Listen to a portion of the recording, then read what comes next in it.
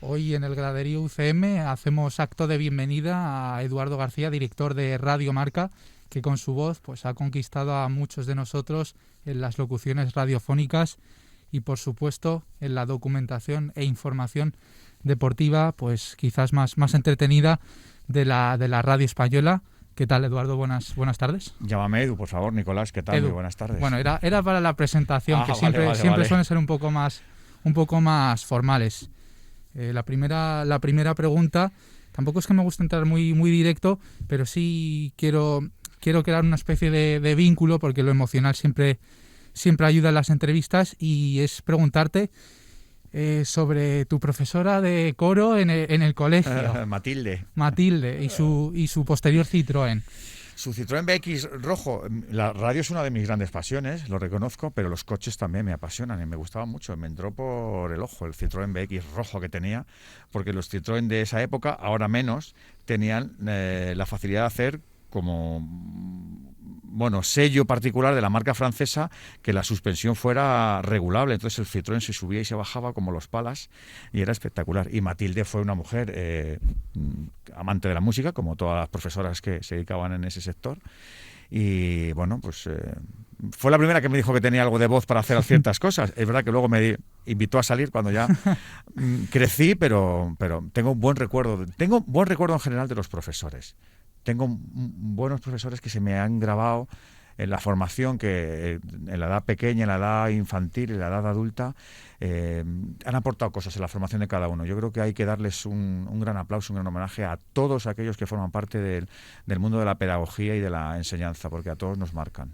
Me mencionabas ahora mismo que ella fue la que te dio el visto bueno a esa voz radiofónica, te dio el primer empujón hacia utilizar tu voz como método de ganancia de vida, por decirlo de alguna manera. Sí.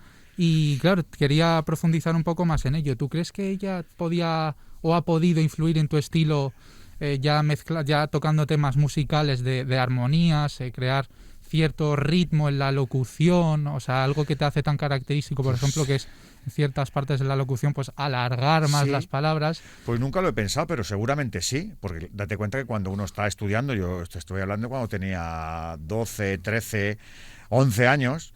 Yo imagino que cuando te enseñan a manejar la voz, a vocalizar bien, a aprovechar todas las cavidades que tiene el cráneo para la reverberancia, para el eco, lo que luego ya como profesional te han dado clases de foniatría y de logopedia, pues yo imagino que igual que la mujer, a todos los que formamos parte del coro, los chicos y las chicas del coro, pues nos iría dando los truquitos para que utilizáramos lo mejor posible nuestro recurso gutural, nuestra voz. Seguramente que ella fue la primera, nunca lo había pensado, pero seguramente ella fue la primera que me enseñó los primeros pasos de cómo aprovechar más este instrumento. Seguramente, sí, llevas razón. Pues ahí queda. Me has comentado el papel de la pedagogía, o has destacado, mejor dicho, el papel de la pedagogía. Avanzando un poquito más en el tiempo, en esa edad pedagógica, hay que hablar de la universidad. Nosotros, obviamente, tenemos que hablar de ella porque somos compañeros de facultad de la Complutense. Y claro, pregunta obligada, ¿cómo fue tu experiencia? Porque a lo largo de las entrevistas que hemos hecho en el graderío, claro, algunos profesionales nos han comentado que es puro trámite, otros la disfrutaron mucho porque hicieron actividades extralectivas, pero queremos saber tu opinión al respecto. Pues mira, yo no te voy a engañar porque además en la facultad la he ido mucho y sigo teniendo muy buenos recuerdos de la facultad. La viví con mucha intensidad los 2 primeros años porque yo empecé a trabajar un poquito antes que la facultad.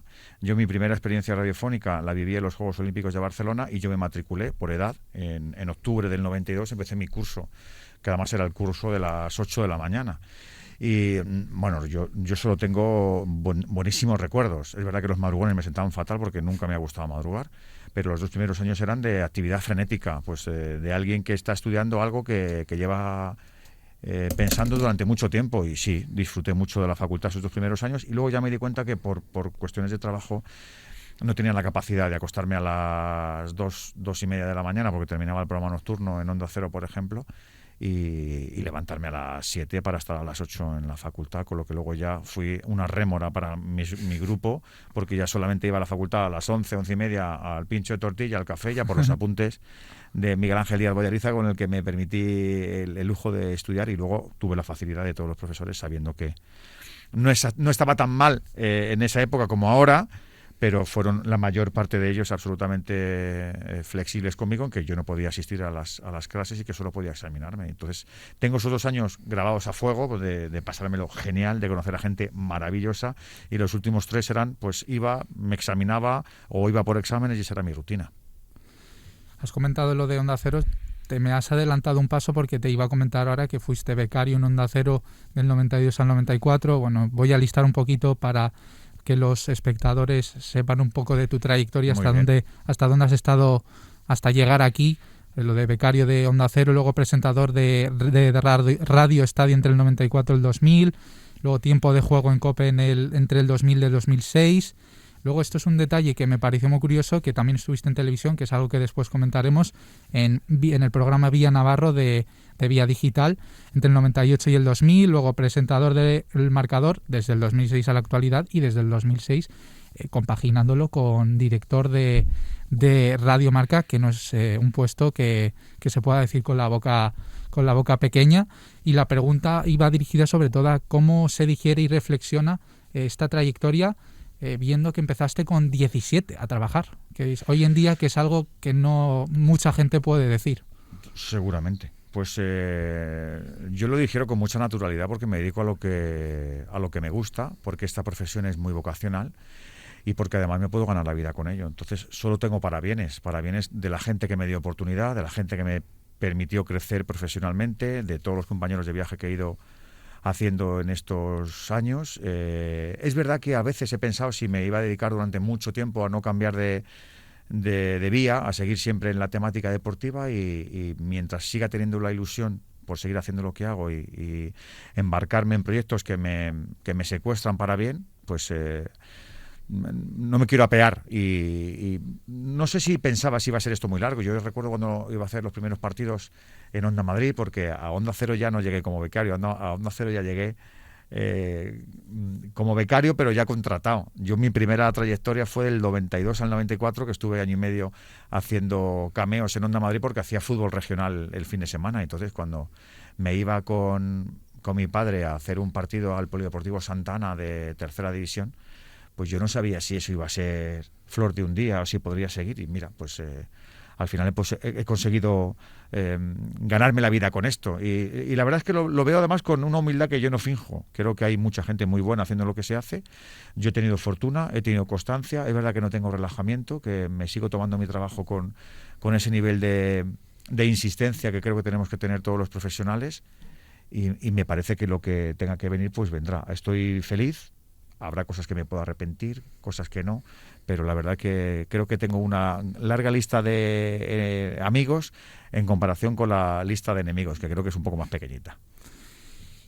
¿Y qué crees que has hecho mejor que otras personas, o en qué has podido destacar más que otras personas para tener una experiencia laboral tan rica y repito, en tanto desde tan joven y en una franja alargada de tiempo? Porque recordemos que eres del 74, sí. Es que empezaste con 17 hasta, pues son 27 años... Voy a hacer 30 en breve. 30 años de carrera. Profesión, sí. No lo sé. Quiero decir, yo te puedo decir cómo concibo la comunicación. Eso no es sinónimo de que lo consiga o de que se me vea así. Es verdad que a mí la comunicación me gusta muy directa, me gusta muy rítmica y me gusta muy trabajada. Entonces, la forma que yo tengo de trabajar y la forma que tengo de trabajar y de formar equipo es eso, ¿no? Es meterle a la radio deportiva un componente de viveza, de energía, de ritmo, de naturalidad, que a lo mejor forman parte de las visiones que tienen los oyentes cuando eligen los productos en los que yo estoy trabajando. Es mi forma de comunicar. Entiendo la radio rigurosa, pero no seria, la radio deportiva. Entiendo que la familiaridad con el oyente es fundamental, la obsesión que yo tengo por hacer siempre algo que a la gente le guste. Yo tengo siempre en el micro referencia de lo que hay al otro lado, de que nos están escuchando y de que necesito ser lo suficientemente explícito, lo suficientemente elocuente, clarificador. La obsesión que yo tengo porque hacemos un producto para la gente, eso también forma parte de mi forma de ser. Eso, insisto, no quiere decir que esa sea mi doctrina, es mi forma de enfocar mi trabajo y espero que los oyentes lo valoren así, claro. Nos has mencionado, bueno, tus experiencias primerizas, por ejemplo, el cubrir equipos más humildes en radios como Onda Madrid y luego, bueno, la experiencia de los Juegos de Barcelona. Aquí también, con los que hemos entrevistado, ha habido mucha... ha habido diferencia entre las opiniones, porque unos decían que sus experiencias pues habían sido mejores cuando ya están profesionalizados, otros cuando eran más jóvenes y no tenían que preocuparse tanto por el interés ya mediático, sino por disfrutar. Pero yo te quería preguntar cuál ha sido el evento donde radiofónico o incluso televisivo, que ya que has estado pues también podría ser, donde más has disfrutado o que más se te haya quedado en la mente, con mayor viveza. Hombre, de no se me olvidará que en un estudio contigo aquí fuimos campeones del mundo de fútbol, en un programa que hicimos maravilloso, que yo recuerdo muy bien porque lo hilvanamos con mucho mimo, aquel domingo de julio. Empezamos muy temprano y luego recuerdo la hora donde ya la voz se me cascó, donde ya no podía articular un fonema y no se me entendía, que eran las 3:47 de la mañana, cuando en Johannesburgo la selección española de fútbol conquistó nuestro primer mundial. Eso lo recuerdo con mucho cariño. Y luego es verdad que la primera experiencia es un yin y un yang. Mis primeros Juegos Olímpicos fueron en Barcelona, que fueron perfectos, por lo que te decían algún compañero más, porque yo no era responsable de casi nada. Yo tenía una posibilidad de aportar cosas y detalles desde la cobertura en los Juegos de Barcelona 92 a Onda Madrid. No tenía la necesidad exigente ni de dar noticias ni de dar un scoop. Pero luego, 4 años después, sí fui el único enviado especial de Onda Cero a los Juegos Olímpicos de Atlanta, que fueron organizativamente un desastre. Los primeros Juegos Olímpicos de la era moderna, que además tenían financiación privada, donde todo salía mal, internet no funcionaba, una ciudad que no respiraba olimpismo por ningún sitio. Es verdad que tuvimos también buena cosecha de medallas, pero yo recuerdo la experiencia de Barcelona de ir absolutamente a lo que salga sin problema y la exigencia del desfase horario de entrada a todas horas, de cubrir uno solo todos unos Juegos Olímpicos. Y cuando acabé, reconozco que fue un poco traumático. Luego, con el tiempo, me di cuenta que me forjé como reportero, porque tenía que ir a todos los sitios, al tenis, a la vela, al atletismo, al ciclismo, en un condado como el de Georgia, muy complicado, de una profundidad histórica muy difícil de entender para alguien de una mentalidad occidental. Pero bueno, me quedo con esas 2 batallitas que me han servido para seguir creciendo, claro.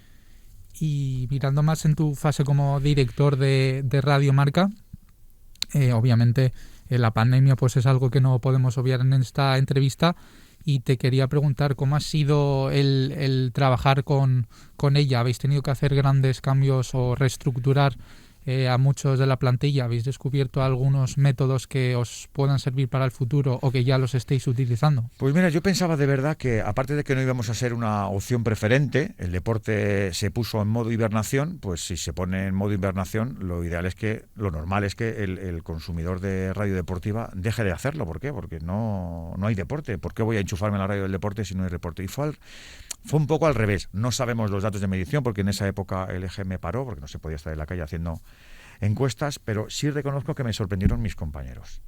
Reconozco que yo pensaba que íbamos a hacer una radio de perfil bajo, de muy poca presencia social, con un poco de piloto automático, y mis compañeros, en este momento de shock, sacaron su mejor versión periodística, pusieron delante del deporte el periodismo y hicieron programas absolutamente increíbles. Esta radio ha tenido 17 horas de directo, 16 horas de directo durante toda la pandemia, sin deporte, donde no hemos tenido ningún problema para mantener la atención argumental del oyente. Hemos dado cumplida información, le hemos dado un enfoque lógicamente deportivo, hemos estado al lado de los deportistas, de sus traumas, de sus preocupaciones, de sus vacíos, hemos estado con las autoridades.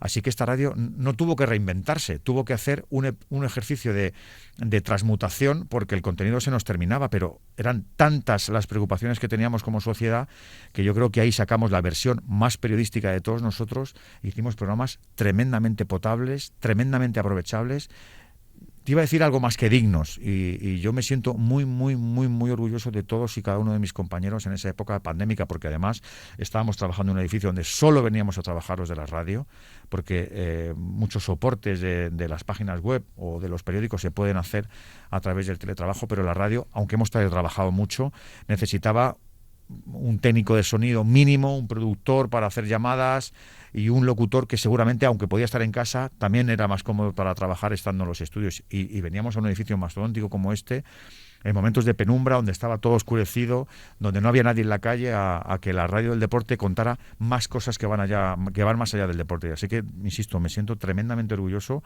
Lo hice privadamente, lo he hecho públicamente. El aplauso a mis compañeros, porque me han dado una lección que no olvidaré nunca.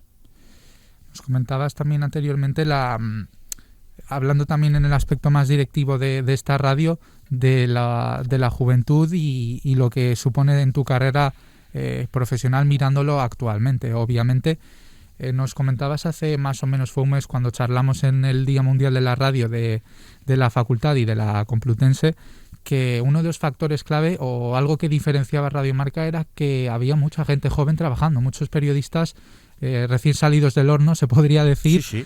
Y están aquí. ¿Tú crees que esa virtud, se podría decir, de Radio Marca ha sido reflejada en parte por tu experiencia o la experiencia de compañeros que han podido empezar en la radio desde muy jóvenes? ¿Queréis plasmar vuestras bonitas vivencias en la radio sobre esa nueva generación de periodistas? Bueno, no sé si está buscado así o también es la condición de cada emisora. Nosotros tenemos una condición de emisora pequeña, de emisora modesta a nivel de presupuesto. Nosotros no podemos permitirnos el lujo de tener grandes figuras radiofónicas que nos destensen un poco, ¿no?, el presupuesto, pero también es vocacional. Yo reconozco que igual que a mí me hizo mucha ilusión que mis jefes no me pidieran el DNI para trabajar, que me evaluaran sin mirarlo, yo eso lo aplico también. O sea, yo cuando intento detectar el talento que me rodea, me da igual si tienes mucha experiencia, poca experiencia, si te veo hambre, si te veo destreza, si te veo ganas de trabajar, no te voy a preguntar la edad, no lo voy a hacer, no voy a decirte si llevas 5 narrando o no, o llevas 2.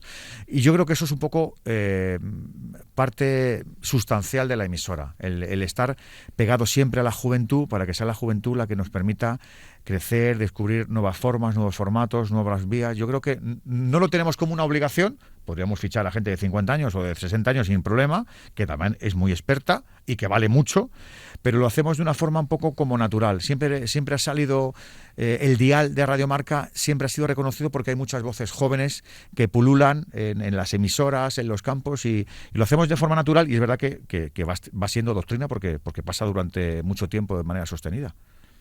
Nos acabas de decir que el hambre, el tener ganas es algo clave para esos jóvenes. No sé si hay algún factor más clave a la hora de poder integrar o poder integrarse en Radio Marca de una manera pues profesional. Mira, yo al compañero que quiere trabajar o que aspira a trabajar en esta radio o en cualquier otra, yo lo que siempre le pido a la gente muy joven es que piensen y que reflexionen una cosa. Si vienen a ocupar / usurpar el papel o el rol que ya desempeña alguien en activo, lo van a tener más complicado. Es decir, la gente que quiera ser Manolo Lama, Paco González, Manu Carreño, Juanma Castaño, hoy pues lo tiene más complicado, porque ni Manolo Lama, ni Paco González, ni Manu Carreño, ni Juanma Castaño tienen interés de dejar sus puestos de trabajo. Yo lo que le pido a la gente más joven es que primero tenga mucho hambre, tenga mucha capacidad para trabajar, pero luego que sea muy imaginativa, muy creativa, muy crítica, y también que siempre haga ese ejercicio que es muy complicado de reflexión de cómo lo haría yo. Todos somos hijos de... yo tengo los dejes y los inputs de mi familia, de mi entorno social, de los maestros de la profesión con los que he trabajado, que pues cada uno tiene un cachito. Yo soy un ser caleidoscópico a la hora de comunicar. Claro, soy un periodista con un estilo trufado de lo que aprendí en Onda Madrid, de lo que aprendí en Onda Cero, en la COPE, trabajando con Pepe Navarro en la tele, etcétera, etcétera. Y la gente joven lo que tiene que intentar pensar es cómo canalizar todo lo que recibe al día de hoy, cómo ser lo suficientemente ecléptico para formar un sello propio, aunque sea con cachitos de muchas cosas. Y siempre dándole una vuelta a todo lo que recibe. ¿Cómo lo haría yo? Preguntándose por qué suena esta entrevista, por qué suena este sonido, por qué suena esta música, por qué utilizan estas frases, estos verbos. La gente joven que tiene que descubrir lo que se va a hacer en un futuro inmediato tiene que ser algo que no se esté dando en el día de hoy. Sé que es muy complicado, porque es la panacea de la comunicación. Voy a ser lo suficientemente original, lo suficientemente creativo, lo suficientemente original para que no me parezca a nadie. Pues ese es el camino. Y yo a la gente más joven le pido siempre que suene a distinto, que suene a nuevo, que suene a fresco, que intente pensar como ellos mismos, de manera autónoma y que sean atrevidos. Prefiero las personas que trabajan de forma atrevida, que suenan a incluso hasta transgresoras, a los que me suenan con 20 años a radio que yo escuchaba hace 30.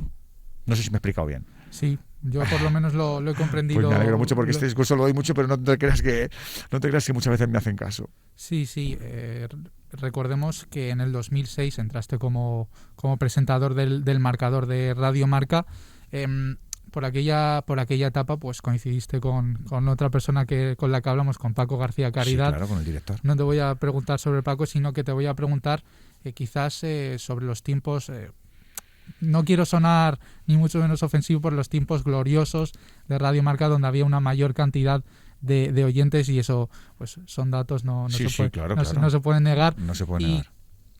Primero te voy a hacer la pregunta de cuáles crees que fueron los factores clave para que Radio Marca tuviera tantos oyentes. Pues hemos ido analizando ola por ola y seguramente la época en la que alcanzamos esos 700.000 oyentes, nos aprovechamos mucho del boom de la selección. Tuvimos un nivel de notoriedad muy alto porque había un nivel de consumo muy alto con los momentos Guardiola-Mourinho, con la confrontación Madrid-Barça, con la polarización. Y también es verdad que la situación más o menos normal de la sociedad, de la economía, permitía el tener el gusto por la radio y con el peso importante de Juanma Gonzalo, de Axel Torres y de figuras que estaban en ese momento en la radio y luego no han estado. Por eso hemos intentado recuperar siempre un nivel de presencia y de notoriedad que nos permitan alcanzar esos niveles de audiencia. Pero hemos estudiado y a lo mejor hay otros, pero hemos encuadrado eso, el contexto social, el contexto del éxito del deporte español focalizado en el fútbol y el contexto de la polarización Madrid-Barça, que hizo que tuviéramos mucho consumo en esa época, con las tertulias, con los programas que hablaban alrededor de lo que pasaba en la gran lucha de los dos grandes del fútbol español. Nos has mencionado has dejado caer el nombre de Axel Torres, y claro, hay otra pregunta que quizás pueda ser una de las soluciones, que es con el respecto a los fichajes que habéis hecho este pasado diciembre de Sara Carbonero y de Antonio Lobato, que bueno, no son voces reconocidas como radiofónicas. Sí es verdad que han tenido experiencia breve en la radio, pero la han tenido. Y si crees que ese factor de fichar tanto a Lobato, bueno, y a un montón de gente, luego como Javier Clemente para las tertulias, y me dejo alguno más seguro, pero ¿crees que esos son factores claves? Porque mirando los últimos datos del EGM son 420.000 y, si mal no recuerdo, 11.000 oyentes nuevos con respecto al último. Entonces, ¿tú crees que ha podido influenciar la llegada de voces o caras notorias dentro del mundo audiovisual? Yo no te voy a engañar, no te voy a engañar. Tengo mis reservas con el Estudio General de Medios, porque creo que es una metodología muy rigurosa, pero que tiene necesidad de refrescarse a día de hoy. Uh-huh. Nosotros necesitamos oyentes que reconozcan que lo son, porque esto es una encuesta. O sea, yo puedo escuchar Radio Marca en el coche y si luego tengo la suerte o no de que un encuestador del EGM me pregunte, le tengo que decir qué es lo que escucho. Tiene que confiar en mi palabra. Con lo que yo necesito oyentes que además se reconozcan en serlo. Eso a esta radio no le va bien y es muy sencillo. En épocas complicadas, en épocas de zozobra, al ciudadano medio lo que le prestigia es aquello que le hace sentir cierta seguridad. Entonces seguramente nosotros somos una opción de segundo canal para muchos oyentes que escuchan radio convencional y que cuando le preguntan al encuestador del EGM dice que escucha a Carlos Herrera o que escucha a Carlos Alsina o que escucha a Gemma Nierga o que escucha a Pepa Bueno. Y seguramente ese oyente también escucha Radio Marca, porque escucha cuando le apetece algo de tertulia deportiva o un rato por la tarde o algún partido. Pero ese oyente no queda reflejado por lo que te digo, porque al ciudadano medio en época de zozobra le prestigia escuchar su emisora de seguridad. Nosotros para eso somos una especie de marca blanca. Dicho lo cual, nosotros no podemos tener obsesión con el EGM. Mi obsesión, y la familia que formamos esta radio es de hacer un producto cada vez mejor. Si para hacer un producto cada vez mejor tenemos que sumar más talento, sumar más voces, sumar más criterio, poner gente que tiene muchas ganas de comunicar, que viene con un nicho importante, que además nos den frescura, que nos den vitalidad, que nos den novedad, pues es lo que estamos haciendo. El año pasado hicimos un ejercicio en mitad de la pandemia, a finales de verano, un principio de verano. Oye, ¿qué podemos hacer para mejorar franja a franja la radio? Y es lo que hemos hecho, mejorar la franja de la tribu en A Diario, incorporar a Óscar Martínez en la franja de las 11, a voces de las 10 de la mañana, estirando el prime time, como Álvaro Ojeda, como Antonio Lobato, como Maldini, como Felipe, como la propia Sara por la tarde. Pues hemos incorporado todo el talento del que hemos sido capaces para que luego, con la calidad de la radio, si elevamos la calidad de la radio, ojalá que la oleada de abril o la oleada de diciembre o la de verano, pues tengamos un mayor aumento de oyentes. Pero mi obsesión es la calidad, no el EGM. Sí, la calidad obviamente es importante, pero quizás en los tiempos en los que corremos quizás cuentan más el como en YouTube y todos esos sitios, las visualizaciones, y se nota mucho antes que el contenido, desgraciadamente, ¿no? Bueno, pero la radio funciona de otra manera en ese sentido. Yo soy muy respetuoso con los nuevos canales y las nuevas herramientas, pero yo me dedico a trabajar en una radio como esta, que quiere dar una mayor calidad informativa, una mayor calidad opinativa, y que esa calidad se refleje luego en capacidad de marcar el día, capacidad de llegar a más gente, que mucha gente se incorpore diciendo, pues si me gusta, no me gusta, o pienso como uno, pienso como otro. La obsesión de los que hacemos radio no son los pinchazos, no son las visualizaciones inmediatas, es hacer una radio de mayor calidad para que la calidad sea la herramienta, la puerta, la llave que te lleve a aquello que quiere llevarte tu empresa, la rentabilidad, tener un mayor número de oyentes. Ojalá tuviéramos 1 millón de oyentes y la radio diera muchísimo dinero, pues es un objetivo, pero mi objetivo primigenio es dar a la radio esa capacidad para crecer a través de la calidad. Esa es nuestra obsesión, que la radio crezca a través del producto, que sea cada vez de mayor calidad. Y estos fichajes, hemos mencionado el de Sara Carbonero, el de Maldini también, ¿eso depende, por ejemplo, del creador del programa, productor, o por ejemplo de ti en El Marcador, o de Vicente Ortega o de Raúl Varela en sus respectivos programas, o ya depende del director de Radio Marca, de productores, creadores de contenido? No te voy a engañar. Las incorporaciones de la radio las hemos hecho desde la dirección de la radio, que no soy yo solo. Sí, hay más. Hay más gente. Sí. Está el director de marca, que ha tenido un proceso fundamental en esto entre todos. Pero es verdad que hemos hecho un brainstorming donde han salido muchos nombres, y luego hemos intentado recolocar esos nombres en cada uno de los programas. Luego hemos hablado, lógicamente, con cada uno de los presentadores, con Varela, con Óscar, con Vicente, para adecuar perfiles, pero es un proyecto que ha nacido piramidalmente desde la Vértice, y que luego, lógicamente, ha ido cayendo en las franjas y en los programas. Pero es una decisión editorial dentro de la gente que tenemos responsabilidad en Radio Marca. Hablando de reestructuración, no puedo pasar sin preguntarte acerca de la alianza con COPE. Uh-huh. Y bueno, primero te voy a preguntar sobre esa primera alianza, la cual recordemos que hace unos poquitos días cumplió 2 años, y en una entrevista, recuerdo, el 27 de marzo de 2019, decías lo siguiente: unión con una cadena hermana, fácil entenderse y beneficio mutuo.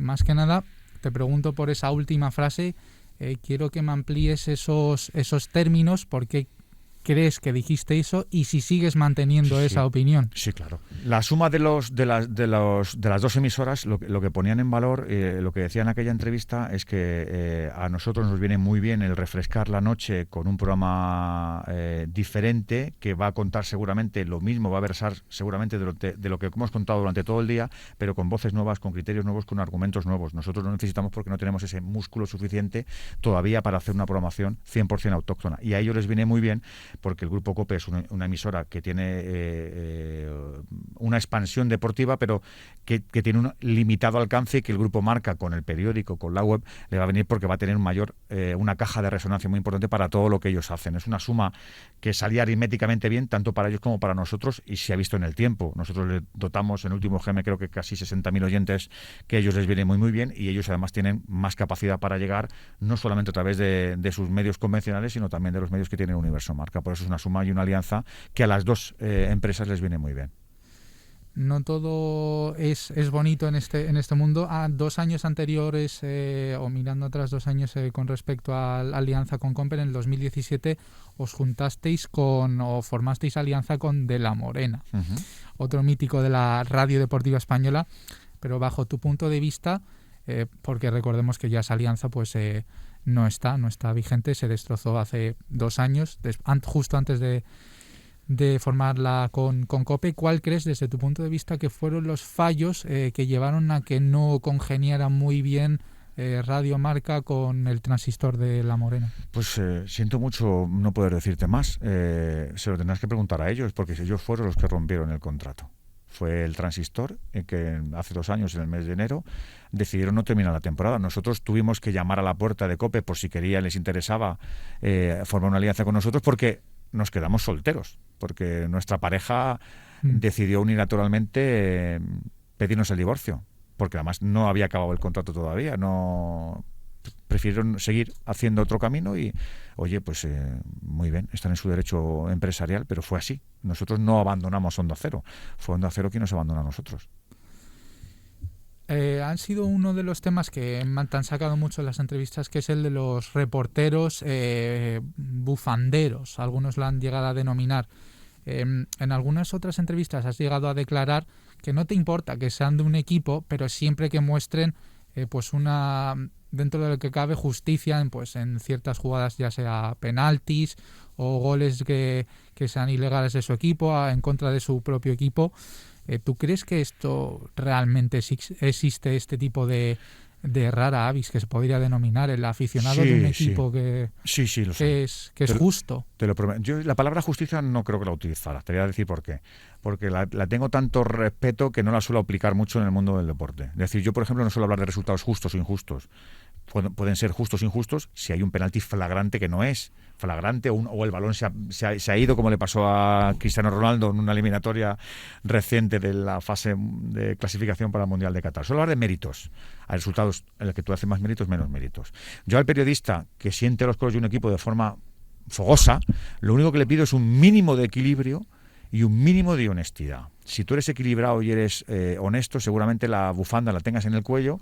Y lo malo son los periodistas que se ponen la bufanda en los ojos y van hacia la ceguera, hacia el forofismo ciego, que te permite que todo lo tuyo es lo bueno y todo lo que no es tuyo es lo malo. Eso es lo que no mola. Pero en general yo me he topado con muchos compañeros que son muy seguidores de un equipo, pero que luego tienen un nivel de equilibrio, de equidistancia, de sosiego, capacidad analítica, argumental, de coherencia, que les permite ser identificados como un tío del Atleti, del Madrid o del Barça, pero que luego, cuando tú les escuchas, sabes que están hablando desde su punto de vista, pero con un punto de vista argumental equilibrado que es radiofónicamente potable, claro. Hay muchos más de los que la gente piensa, ¿eh? Sí, lo que pasa es que los otros hacen más ruido. Puede ser que sea así. Hay un evento que quería destacar. No me quiero enfangar mucho en el tema, pero es que fue muy relevante en su día la entrevista a Santiago Abascal. ¿En este estudio? ¿En este estudio fue? Sí. Fue duramente criticada por ciertos usuarios en las redes sociales. Lo sé. Y bueno, al respecto, pues tuviste que salir en defensa de Radio Marca, que pues obviamente no era ni mucho menos un lavado de cara para... Ni mucho menos. Cierto... Ya conté en su momento que en época preelectoral queríamos hacer entrevistas deportivas a todos, y Santiago Abascal fue el primero porque vivía aquí al lado.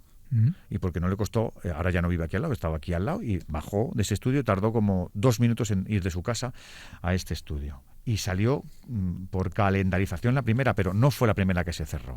Se cerraron entrevistas con todos los partidos con representación parlamentaria de nivel, de implantación nacional, y todos iban a pasar para contar. A mí lo que me dio rabia no fue eso. A mí lo que me dio rabia es la manía que tenemos de que en el periodismo las cosas que no nos gustan escuchar no tienen que salir. Yo seguramente no me dedico a la información general, pero me encantaría entrevistar a cualquiera, a tipos que tienen cosas que contar, aunque con ellos estén las antípodas. Pero te hablo de Arnaldo Otegi o del Papa actual. Yo creo que yo luego veré si estoy a la altura en la entrevista o no estoy a la altura en la entrevista. Es verdad que yo lo dije, yo no hubiese sido capaz de hacer en ese momento la entrevista a Santiago Abascal, porque seguramente hubiese quedado mal, porque hubiese sido una persona agresiva, se hubiesen visto las diferencias absolutamente brutales que tengo con Santiago Abascal, porque estoy al otro lado, entonces no hubiese sido un periodista equilibrado. Pero defendí que cualquier periodista pueda defender a cualquier persona, aunque sea personas que no están en nuestra cuerda. No entendí esa alergia. Sí, me has adelantado porque justo la siguiente pregunta era muy simple. ¿Por qué Abascal sí? Y, por ejemplo, que también entrevistasteis a Rubalcaba o a Íñigo Errejón o a Rufián, sí. O sea, ¿por qué esas personas sí y Abascal no? Bueno, en esa época no estaba tan admitido Vox como un partido más. Entonces era un partido incipiente de ultraderecha con unos preceptos que a muchos nos dan alergia. Esto es un debate muy grande y no vamos a sacarlo hoy del mismo, pero hay que tener respeto a los que nos respetan. Pues hay gente que dice que sí y hay gente que dice que no. ¿Ha de darse voz a aquellos que no quieren dar voz a los demás? Pues hay gente que dice que sí, hay gente que dice que no. En aquel momento Raúl Varela y la gente de A Diario optaron y yo no me opuse. Es verdad que no escuché la entrevista y que no me sentí especialmente orgulloso de tener en esos estudios a un señor como Abascal, del que, insisto, recelo de muchas cosas. ¿Por qué? Porque tiene un concepto de la democracia que no sé muy bien de dónde lo ha sacado, no sé muy bien a qué aspira. Lo digo de corazón. O sea, no entiendo que la ultraderecha en este país, después de todo lo que hemos pasado, tenga todavía ese blanqueamiento que algunos le han querido dar. Yo no se lo doy. Yo reconozco que hay que tener un respeto institucional cuando han llegado las instituciones, pero para mí no son interlocutores igual de válidos que Íñigo Errejón, que Alfredo Pérez Rubalcaba, que cualquier diputado o senador del Partido Popular, etcétera, etcétera. Para mí la ultraderecha es otra cosa. Son personas que han estado fuera del sistema y que ahora vienen al sistema para aprovecharse, para dinamitarlo desde dentro. Entonces no les doy el mismo estatus, les doy el respeto institucional, nada más. Y esto que nos has comentado anteriormente de las críticas casi irracionales, ¿a esto lo podríamos denominar como una especie de bufandismo político? Bueno, es que en el bufandismo político es más viejo que el bufandismo deportivo, o van a la limón. Es que la gente que va de una militancia a otra, los míos lo hacen todo bien, los tuyos lo hacen todo mal, mis propuestas son todas las buenas, las de que vienen enfrente son todas malas, es el pan de cada día, no solamente en nuestro país, y es muy triste. Es muy triste que el partidismo lo haya anegado todo y que ahora seamos tan ciegos, que todo nos parezca o blanco o negro, y es mentira. Hay una amalgama, y lo vemos en nuestra vida, en nuestro trabajo, en nuestras relaciones personales y laborales. Todos tenemos capacidad para ceder, para escuchar, para atender la propuesta ajena, para que una sea un día tú, un día yo, para ir a elegir un restaurante, para elegir un cine, para elegir una obra de teatro, y en la vida política no. O es todo mío o es todo tuyo. Eso me parece de un infantilismo patológico del que nos tenemos que tratar en un diván. Ligando estas entrevistas con la parte más de entretenimiento de Radio Marca y un poco más alejada de lo deportivo, pues como bien sean vuestros programas sobre recomendación de cinéfila o de series o de videojuegos con Fran Blanco, que también es otro de los fichajes que se me ha pasado comentarlo, pero ahí está, porque tiene caché dentro de este mundo audiovisual. ¿Tú crees que esa estrategia que al principio se planteó en Radio Marca de 24 horas de deporte sin parar ha tenido que ser modificada porque a lo mejor, no sé los factores, estoy arriesgándome mucho, pues, los oyentes a ¿sabes lo qué mejor... pasa? Que decimos 24 horas de deporte, pero no somos justos con la frase, porque nunca hemos tenido 24 horas de deporte, siempre hemos tenido el deporte con.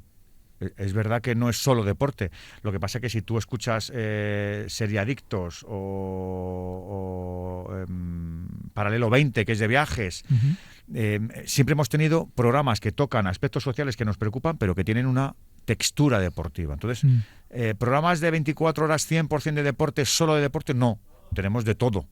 Y hemos tenido programas de cultura, la Deporteca es un programa que aplica cultura y deporte, así que son programas 24 horas de temática deportiva aplicadas a otras cosas que nos importan, como la ciencia, como la salud, los videojuegos, los cines, efectivamente. No es un problema programático, es de toda la vida, de los 20 años que tiene casi Radio Marca, lo hemos hecho siempre. La radio ha sido pues tu vida laboral y quizás tu vida un poquito más extralaboral. Pero claro, también hemos recordado al principio que estuviste en Vía Digital, ya extinta, sí. pero estuviste con Pepe Navarro en su programa Vía Navarro. ¿Cómo fue la experiencia detrás de la cámara? Pues maravillosa. Porque recordemos, perdóname, que no te alejaste de lo que estás haciendo. No, hacía Radio hecho, Estadio también. Bueno, pero me refería que en hacía el deportes, programa sí. hacías deportes Sí, de Navarro, entonces no te desligaste. No. realmente Luego es verdad que podía meterme en más cosas, porque trabajar con Pepe era una bendita locura y podía hacer más locuras con guionistas o con sketches o con información social o cultural. Pero yo hacía deporte, era el redactor de deporte de la Vía Navarro. Pues una experiencia maravillosa, porque trabajar con Pepe es algo excepcional, es un monstruo de la comunicación, es un monstruo de la televisión, un pionero, y todo lo que es fuera de la pantalla lo es dentro. Es un tipo del que aprendí en 2 años muchísimo, de mucha locura, de lo complicada que es la televisión. Me acuerdo que teníamos que hacer directos con la Eurocopa del año 2000 y yo veía tanta gente allí montando para hacer 2 resúmenes y decía, madre mía, es una locura. La televisión es maravillosa. Me quedo con la radio, pero las experiencias televisivas que he tenido no las desdeño. Creo que me han servido también para dominar otro medio tan importante como la televisión y está plagada de gente súper talentosa, súper talentosa. Y para ir cerrando esta entrevista, otra pregunta que no está relacionada del todo con la radio. También en otras entrevistas te hemos visto o te hemos escuchado o leer que has dicho que el fútbol no era lo tuyo, ni practicarlo, ni realmente, seguirlo. Te hemos escuchado que en el Vallecas, alguna que otro partidillo, sí te gustaba ir a ver. Pero claro, has destacado que deportes como el esquí, el baloncesto, por nombrar algunos, pues son más de tu preferencia. Sí. ¿Te gusta practicarlos a menudo? Me gusta practicar todo. Yo si puedo, el cuerpo ya me va dando algunas señales, pero el pádel, el tenis, el esquí, el wake, el golf, el básquet, pues me gustan muchos deportes. Yo he practicado un montón de deportes. Y es verdad que el fútbol nunca me llamó la atención el fútbol. A mí me enganchó la radio deportiva, por radio. Yo luego no la quise desligar, pero yo no me acerqué a la radio deportiva por ser forofo de ningún equipo, porque me gustara el fútbol. A mí me gustaba la radio deportiva porque era una radio distinta, diferente, porque yo me encerraba el fin de semana con 14, con 13 años y escuchaba a unos locos de la radio que hacían cosas súper divertidas, súper entretenidas, súper emocionantes, sin ver los partidos, que en esa época no se televisaban los partidos. A mí me enganchó la radio deportiva y yo quería ser parte de todo eso, pero no por el fútbol. A mí el fútbol me parece que es un deporte maravilloso, pero no es el que más me llama la atención. No lo he practicado nunca y solo veo fútbol cuando trabajo. Maravilloso, ha sido una charla, ha sido maravillosa. Muchas gracias, Nico. La amenidad con la que ha sido tratada, y yo creo que este tipo de charlas son necesarias para conocer a las personas que, por lo menos los radio oyentes y los que nos queremos dedicar al mundo de la radio, creo que debemos hacer. Muchas gracias. Ya no solo por tener en un futuro entrevistado a no sé quién, no, para tener la experiencia de conocer las palabras de gente que está en el mundo y poder aprovecharlas para en un futuro, como bien has dicho, tener ese estilo ecléctico y poder formar uno propio. Yo solo te puedo dar mucho las gracias, palabras de agradecimiento, y esperemos poder verte pronto por algún día en nuestros estudios, si puede ser el año que viene, a ver si podemos organizar algún evento radiofónico con más compañeros del medio. Pues sería un auténtico placer. Lo mismo para mí, Nico, que tengáis mucha suerte, mucho curro, que sigáis trabajando como lo estáis haciendo, y un abrazo muy grande para toda la gente que formáis la facultad. Y un saludo también a nuestros visualizadores y oyentes en nuestras plataformas Spotify, eBooks, y les emplazamos en la próxima entrevista. Tengan una muy buena tarde.